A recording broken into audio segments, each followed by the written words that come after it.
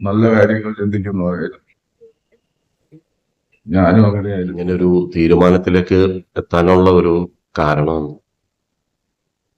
എന്ന് പറഞ്ഞാല് നമുക്ക് മകനെ നഷ്ടപ്പെട്ടു. അവനിലൂടെ ആരെങ്കിലും രണ്ടുമൂന്ന് ജീവിക്കുകയാണെങ്കിൽ അത് നല്ലതല്ലേ.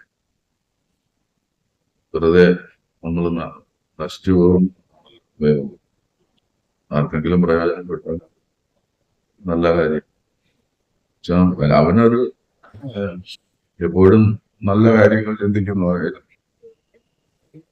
ഞാനും അങ്ങനെയായിരുന്നു.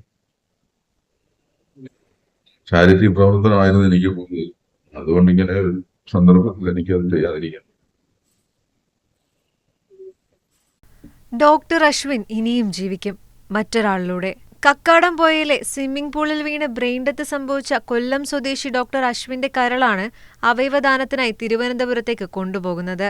KMCT മെഡിക്കൽ കോളേജിലെ ജൂനിയർ റെസിഡന്റ് സർജറി വിഭാഗം ഡോക്ടറായിരുന്നു അശ്വിൻ.